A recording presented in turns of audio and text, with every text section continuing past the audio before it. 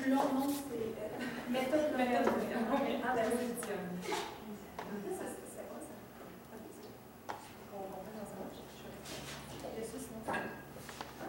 Donc, bonjour équipe 3K Marketing niveau universitaire. Je vais lire le règlement et vous pourrez commencer dès que je termine de parler. Le temps commence à être calculé dès que l'un de vous débute la présentation. La durée de la présentation doit se situer entre 13 et 15 minutes. Une pénalité de 1 point par tranche de 30 secondes manquante vous sera imposée. En 15 minutes, je vais devoir vous arrêter. Le décompte du temps vous sera fait à l'aide de carton lorsqu'il restera 10 minutes, 5 minutes, 1 minute, 30 secondes.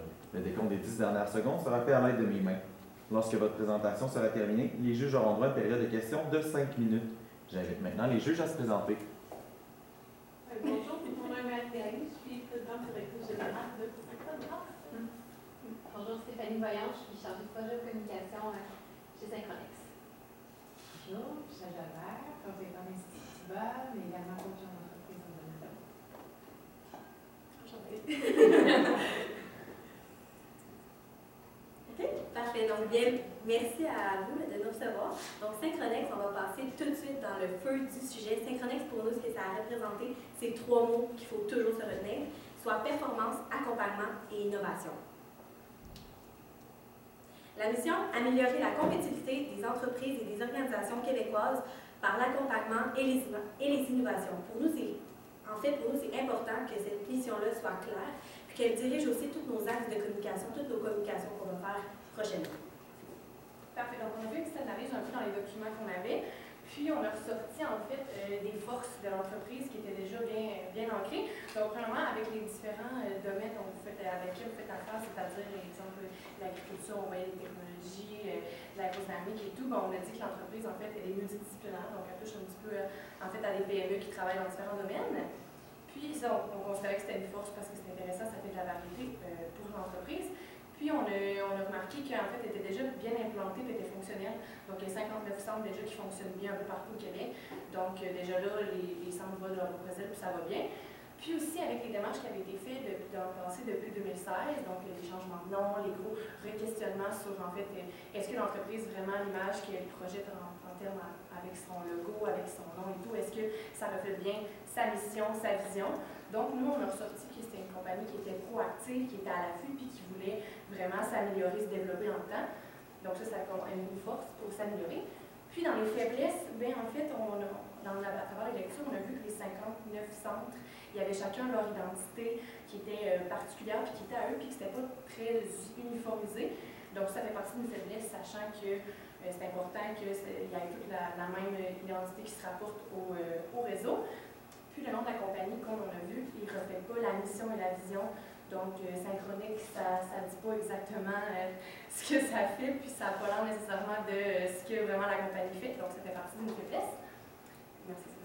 Des opportunités qui sont dans l'environnement et qu'on peut utiliser pour justement améliorer la compagnie puis utiliser pour la développer. C'est la crise climatique qui est vraiment un sujet qu'on parle dans les dernières années puis qui est super important. Puis que vous, à travers votre mission, le développement durable, ça fait partie des choses que vous mettez de l'avant, puis vous voulez que les PME s'améliorent et utilisent des innovations pour justement réduire tout ce qui est gaspillage, puis vraiment avoir une solution qui est plus verte. Puis aussi, on a vu qu'en 2016, vous aviez fêté votre 25 ans. Donc, en 2021, c'est les 30 ans de la compagnie, ce qui est quand même un événement qu'on peut souligner puis qu'on peut utiliser à notre avantage dans justement les communications et le marketing. Puis, les menaces, bien, on a sorti en fait les différents compétiteurs qui font un peu le même genre d'activité puis qui travaillent dans la même industrie, c'est-à-dire, bon, il y avait le CRIC, il y avait le CREFIO et tout, il y en avait plusieurs quand même.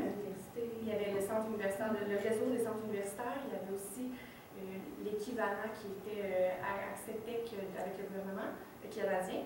Puis aussi, ce qu'on a remarqué, c'est que quand on prend le nouveau nom de votre compagnie et qu'on sort juste les lettres, donc RCQ, l'abréviation finalement, c'est les mêmes lettres, mais mélangées d'un de vos gros compétiteurs qui est le CRIC. Fait que ça, on se disait que. Faudrait se démarquer d'une autre façon. Non pas avec le nom, faudrait se démarquer d'une autre façon. Un peu plus clair.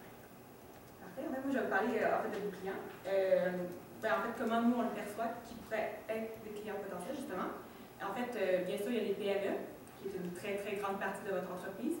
Les 59 centres, même qui sont déjà membres, qui ont déjà adhérer en fait à Synchronex en fait. C'est important de les garder, c'est important de les fidéliser, c'est important de les faire sentir comme faisant partie de la grande famille qu'est Synchronex. Il y a les OBNL, les coopératives, le domaine de la santé et le domaine de l'éducation, comme on a pu voir dans les explications. Les concurrents, comme ma collègue l'a mentionné tout à l'heure,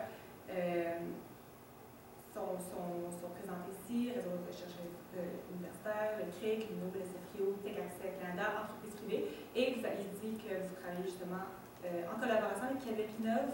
Par contre, sur certains points, ça peut être vu comme un compétiteur. Mandat. Le mandat qu'on a établi, en fait, c'est présenter, positionner la nouvelle marque et la nouvelle appellation qui est Réseau des centres d'innovation du Québec. Objectif, développer une image de marque précise qui va être facilement comprenable, faire connaître et promouvoir les centres, définir l'identité et la promouvoir, bref, uniformiser, faire une image claire. Public cible de notre communication. On a les PME québécoises qui font affaire justement avec nos centres, les entrepreneurs aussi, les entrepreneurs émergents, les futurs entrepreneurs, la relève, les 59 centres qui font déjà affaire avec nous et finalement le gouvernement pour avoir finalement du financement et puis pouvoir développer nos activités. Stratégie. Parfait. Donc, on est arrivé avec 3 stratégies. Je vais présenter la première. Donc, en fait, comme on a parlé depuis le début, un petit peu ce qui était super important, puis nous, on veut mettre en stratégie, c'est créer l'image de marque. L'image de marque qui se traduit avec le nouveau nom, le nouveau logo que nous, on pourrait vous proposer. En fait, justement, on avait pensé à faire une espèce de petit vote dans les différents centres, de sortir en fait 2 logos. Là, vite, comme ça, on avait décidé de, ça pourrait être, sachant que c'est des boucles d'innovation, un petit ampoule qui illumine avec l'écriture qui pourrait être au centre. On avait aussi le signe de la main qui ça représente un peu l'accompagnement, ce que vous faites beaucoup avec Synchronex, d'accompagner justement les compagnies dans leur développement d'innovation. Donc, c'était comme 2 petits logos qu'on se disait que ça peut être intéressant de faire participer les centres, puis justement d'avoir un peu des inclure, et permettre aussi de favoriser l'engagement, donc de faire voter un peu pour le logo préféré finalement. Donc, avec une firme externe aussi. Oui, le logo qu'on va voir plus tard, qu'on fait produire effectivement à l'externe. Donc, en fait, c'est ça, c'est vraiment d'avoir un logo qui viendrait aussi renforcer le nouveau nom. Puis, aussi un nouveau slogan qu'on avait pensé, sachant qu'on disait que c'est performance, engagement, performance, accompagnement, innovation, ça pourrait être ensemble un pas en avance. Un pas en avance, et non en avant, en avance, puisque c'est innovation. Puis, super important de faire un rebranding aussi de votre site web, sachant qu'il y a un nouveau nom, il y aura un nouveau logo, un nouveau slogan. Donc, c'est de mettre un petit peu de temps là-dedans pour remettre le site à jour avec les nouvelles idées. Puis aussi, d'avoir une section dans le site web avec les réalisations qui ont été faites du côté d'innovation dans le passé. Donc, vous avez des bons coups, certainement, des coups qui ont été vraiment bien réussis, qui ont été impressionnants. Puis, c'est de faire une section où ça les présente, puis c'est super visuel, puis les gens peuvent regarder ça un petit peu, puis se laisser embarquer là-dedans, puis se laisser impressionner, c'est toujours bien. Puis, dans les différents événements, en fait, pour présenter la nouvelle image, justement, faire les différents objets promotionnels qu'on peut donner lorsque vous participez à des événements dans les annuels, par exemple des crayons, des porte-clés, vraiment qui seraient à l'image de la nouvelle image de marque, du nouveau nom et du nouveau logo et tout. Puis c'est sûr qu'avant de faire tout ça, il faut lancer dans les médias et aux employés qui vont avoir un nouveau visage à la compagnie. Campagne publicitaire pour notre stratégie numéro 2. En fait, on a visé aussi des articles de journaux spécialisés, donc non pas des journaux vraiment plus vastes comme le Journal de Québec. On veut vraiment des journaux spécialisés comme les affaires. Il y avait un petit magazine aussi techno, parce que c'est là aussi que, entre autres, une partie de nos publics cibles se retrouve. Puis à l'interne, on a aussi déjà des compétences rédactionnelles. Donc, on va les utiliser, on va les faire fleurir. Publicité télévisée, pourquoi? En fait, c'est comme ça qu'on espère rechercher le gouvernement, parce qu'avec l'appui aussi, tu sais, si on a si le public le sait, bon, on veut rejoindre entre autres le gouvernement par ça, on veut faire une publicité télévisée, non pas sur des chaînes comme la télé, mais bien des chaînes d'information plus précises. Puis on veut aussi mettre une image à ce qu'on fait pour que ça soit vraiment clair que c'est de l'accompagnement, faire une mise en scène parce qu'on pense que c'est vraiment comme ça que ça va être plus clair, plus simple pour les gens à reconnaître. Médias sociaux, publicité ciblée sur LinkedIn, Facebook, Instagram. On a déjà une communauté. Puis comment on va aller la rechercher et se faire de la publicité un peu de masse, un peu comme une araignée. Ce qu'on compte faire aussi, c'est prendre des photos, des vidéos, beaucoup avec nos clients, avec les centres, avec les PME qui vont en faire, et justement mettre des photos, des vidéos pour qu'après ça, elles soient repartagées, qu'elles soient un bon exemple aussi là, de bons coups, c'est ça. Coup de pub pour les 30 ans. Effectivement, le 30 ans, je pense que c'est vraiment une belle opportunité d'affaires. On compte faire une vidéo récapitulative pour les 30 ans, tout ce qu'on a fait, puis changer aussi le logo pour que, par exemple, si c'est une ampoule, on met un 3 en avant pour que ça fasse comme les 30 ans. Donc, on compte jouer là-dessus pour justement justifier un peu nos campagnes publicitaires. Une autre bonne façon aussi de se faire connaître, une bonne campagne aussi, c'est dans l'événementiel. En fait, justement, on en a parlé du 30 ans. Ça va être une belle opportunité, justement, de faire des événements spéciaux, des événements célébratoires un peu, qui fêtent justement cette belle réussite. Pardon. En fait aussi, beaucoup d'événements de lancement qui vont être importants. Le nouveau logo, une nouvelle marque, c'est toujours très important dans une compagnie de le faire savoir. Donc, des événements de lancement, ça peut être directement auprès de chaque centre aussi. Chaque centre pourrait avoir son événement spécial, en fait, pour fêter ce 30 ans-là. Et du nouveau branding, en fait, aussi. Aussi, vous avez dit aussi que vous faites souvent partie d'événements au courant de l'année. Ça va être important aussi, peut-être, d'avoir la façon d'un kiosque interactif, voir un peu ce que vous faites. Donc, peut-être des exemples. Par exemple, si vous êtes une PME dans la robotique, montrer des choses impressionnantes aussi que vous avez conçues, que vous avez innové. C'est toujours le fun aussi de pouvoir participer, de voir en fait ce qu'une PME, ce qu'une entreprise fait pour les PME. Ça donne aussi un bel exemple pour les prochaines entreprises. Ça fait du bouche à oreille aussi. Et c'est la meilleure publicité possible parce qu'elle est gratuite. Parfait, donc un petit plan en mise en œuvre pour venir un petit peu se placer toutes ces actions-là dans le temps. Donc nous, on voyait que la possibilité c'était de juillet à décembre 2020. Mais c'est sûr que l'été, c'est toujours un peu plus une période creuse, puis sachant qu'on est déjà en février, on laisse laisser un petit peu de temps de placer ça comme il faut sur la table et se structurer pour débuter la campagne en août 2020. Donc en août 2020, ce qui se passe en gros, pour vous donner une petite idée, donc on annonce bien sûr au centre qu'il y a un nouveau repositionnement qui se fait, un nouveau rebranding, qui va avoir un nouveau logo et tout, pour qu'ils soient au courant, avant ensuite de l'annoncer dans la presse, dans les médias, avec des communiqués de presse et tout, pour informer aussi le public par la suite. Ensuite, c'est là qu'on commence le début du petit concours, des votes pour le nouveau logo dans les différents centres, qu'on se laisse un bon 1 mois pour vraiment que tout le monde ait à participer, pour regarder ça un petit peu. Puis ensuite, on fait une planification des événements, c'est-à-dire des événements annuels avec les différents kiosques interactifs qu'on va prévoir. Septembre 2020, on diffuse enfin la nouvelle image de marque, le début des articles dans les journaux spécialisés et dans les magazines. Et ensuite, on commence aussi les publicités à la télévision. Octobre à novembre 2020, donc les 2 mois inclus, c'est là qu'on fait plus de publicité. On commence et on fait beaucoup plus de publicité dans les médias sociaux. Décembre 2020, on commence à informer un peu que le 30 ans approche, puis on commence à en parler au début de la campagne spéciale pour les 30 ans.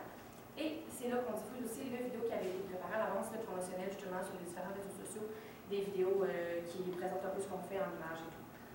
Et ensuite, ça reste sur le plan. En fait, comme c'était indiqué, on avait un budget alloué de 100 000 de l'externe. Et vous avez quand même des belles ressources là, justement à l'interne, donc on a essayé d'exploiter ça le plus possible. En gros, on vous a fait un petit diagramme. En fait, c'est sûr que c'est difficile un peu de deviner les prix habituels que ça coûte, mais on s'est dit en fait que les événements, ça allait être, les événements et les pubs télévision allaient être probablement le plus gros montant à allouer en fait. Tout ce qui est logo et réforme de site web, en fait, vu que vous avez justement une base en graphiste à l'interne, pour le logo, c'est sûr que ça serait le fun de le faire à l'externe. Non seulement d'avoir une vision plus externe de la chose, on a vécu beaucoup de changements à l'interne, donc on pense qu'à l'externe, il va y avoir plus une vision rationnelle puis de l'extérieur. Une deuxième opinion. Pour ce qui est médias sociaux aussi, vous avez déjà une bonne connaissance à l'interne, donc c'est pas un gros budget alloué. autres que des publicités ciblées, donc sponsorisées sur Instagram, sur Facebook, sur LinkedIn, ça a un petit coût. Tout ce qui est communiqué de presse également, vous avez des bonnes compétences rédactionnelles à l'interne, donc ça, c'est encore une fois pas besoin d'allouer un gros budget à ça. Tout ce qui est objet promotionnel, crayon, t-shirt, casquette, ça, vous allez pouvoir faire ça justement là, à l'externe. Vidéos et journaux également, là, ça c'est faire affaire avec justement un professionnel pour les vidéos, les témoignages, etc., les journaux également. Donc, finalement, mesure de contrôle, comment on va vérifier si toutes nos techniques ont fonctionné. Regardez le nombre de visionnements, le nombre de clics, c'est quoi l'engagement sur les médias sociaux, le nombre de photos, vidéos et tout, le nombre de personnes qui ont été aussi présentes aux événements, parce que bien sûr, les événements, on va les annoncer. Sondage aussi après les PME pour savoir s'ils ont compris ce qu'on était, notre vision d'être, puis pour être sûr qu'ils ont compris la nouvelle image qu'on voulait. Finalement, on espère que notre présentation, là, ça vous a un peu aidé. Et ce qu'on pourrait dire, c'est qu'ensemble, c'est toujours une solution gagnante. Merci. Merci. Super, les juges ont maintenant une période de questions de 5 minutes. Tu commences, Michel? Moi, je voudrais que vous m'expliquiez un petit peu. Tu sais, on parlait tout à l'heure quand on voyait. Quand on voyait. Ici, oui, c'est bien, c'est ça. On annonce le rebranding, on fait du communiqué de presse avant même d'avoir le nouveau logo. Je ne veux pas faire un risque. Ben nous, pour nous, c'est comme le nouveau logo, c'est une façon aussi de faire en sorte que c'est de la publicité dans un sens, parce qu'on va y aller avec des publications, on veut l'engagement. Fait que c'est une sorte de pré-publicité. C'est pour ça qu'après ça, quand les gens votent pour le logo, c'est un autre coup de publicité. Ils se sentent interpellés puis ils voient passer dans les médias sociaux. Donc pour nous, on le voyait comme une opportunité. Là.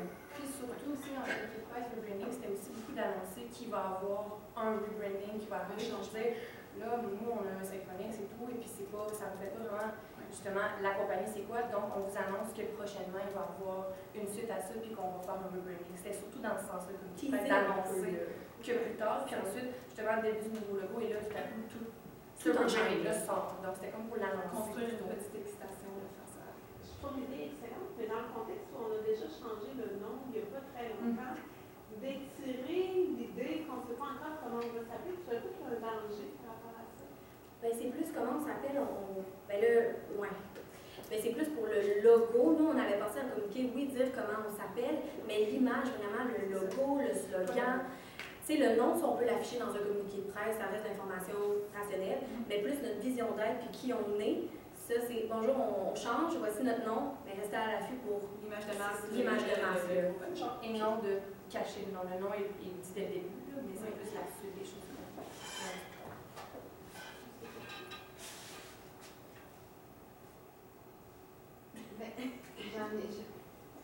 J'ai une question. Ça fait un petit peu du coup sur ce que tu disais, dans un contexte où est-ce qu'on est un réseau avec des membres, justement, d'arriver puis de proposer tout de suite ou d'annoncer un nom, c'est ça? L'enjeu de comment peut-être en amont, comment est-ce que vous viendriez trouver l'adhésion de ces 59-là, pour lesquels, dans le fond, le nom doit quand même signifier quelque chose, c'est pour on est là pour parler d'eux. Et je me demande, est-ce qu'en arrivant tout de suite en disant, mais ça va être ça, c'est ça, il ne peut pas y avoir un enjeu d'adhésion? Mais dans le sens, votre nom était déjà choisi, vous avez choisi Réseau des centres de relation du Québec. Fait que, ben nous, ce qu'on pensait, en fait, c'est que ce nom-là, déjà, est un Il était on voulait pas le choisi, changer. Puis, est-ce que vous pensez que ça serait bien de le diffuser avant tout à nos membres ou on envoie à large ou... Ben, c'est ça, en fait, annoncement au centre. C'est la première étape. Oui, on envoie nos infolettes à tous les employés, les gros dirigeants, c'est ça pour que... Oui, c'est notre raison d'être. C'est comme les premiers à avoir le droit de savoir que justement il y a un changement dans la... Oui, ça c'est sûr qu'il y a des savoir. Ça répondait à la question. Oui, ok, c'est bon. Je suis pas certaine. Comment ça s'appelle tout? Ça a été répondu à la dernière slide. C'est bon. Merci beaucoup. Merci. Je vais inviter les participantes à saluer les juges, à quitter la salle, puis au public à sortir aussi. Merci.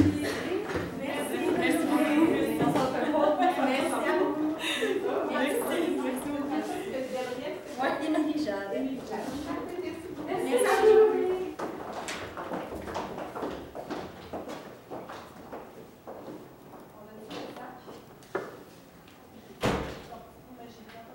Prenez vos sacs.